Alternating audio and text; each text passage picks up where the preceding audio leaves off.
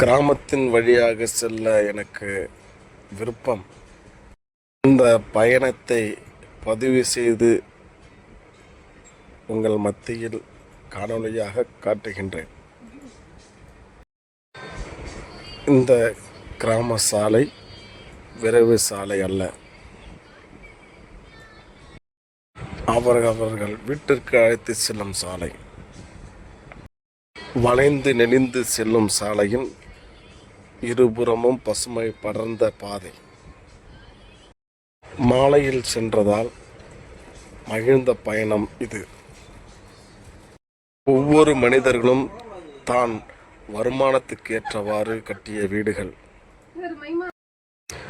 அமைதியான கிராமம், அருமையான பகுதி. வேகமாக சென்றாலும் வேகத்தை குறைக்கும் வளைவுகள். பாதையில் டோல்கேட் கிடையாது, காவல்துறை சோதனை கிடையாது. முகவரி தெரியாதவனுக்கு கூட இப்பாதை முகவரி காட்டி கொடுக்கும்.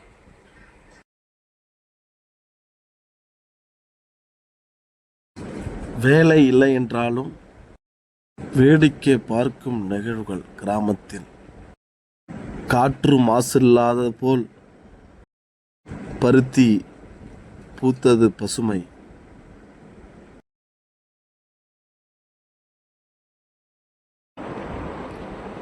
கோயில்தான் கிராமத்தின் நுழைவு வாயில்.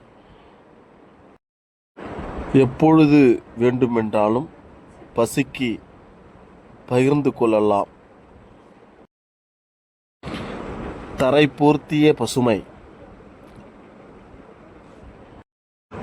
நடுநிலை செடிகள், நீண்ட மரங்கள், பருவத்திற்கேற்ற விவசாயம். அங்கே மரங்களால் நிழல் குடை. பயணத்தின் சோர்வில்லாத ஒரு குடிநீர், தாகம் இல்லாத பசியில்லாத ஒரு கிராமத்தின் பயணத்தின் ஒரு சாலை. தன் தலைமுறைக்காக மரங்களை வளர்க்கும் நிலத்தின் உரிமை. அங்கங்கே பறவைகள், சுதந்திர குடியிருப்பு பறவைகளுக்கு. வெடிக்கும் அளவுக்கு வெயில் அடித்தாலும் மரச்செடிகளே கிராமத்துக்கு குளிர்காற்று. எங்கே செல்வது சுற்றுப்பயணம்? இவைகளை விட்டு எல்லாமே இங்கே இருக்கிறது. சுற்றுச்சூழல்.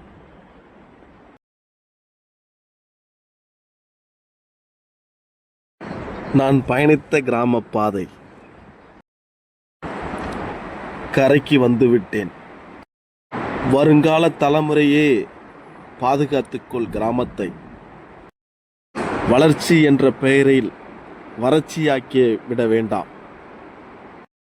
உங்களிடம் கெஞ்சி கேட்கின்றேன், ஓரமாக இருக்கட்டும். எதுவும் செய்துவிட வேண்டாம். கிராமத்தின் அழகு நீடிக்கட்டும். உங்களிடம் விடைபெறுகிறேன். நன்றி, வணக்கம்.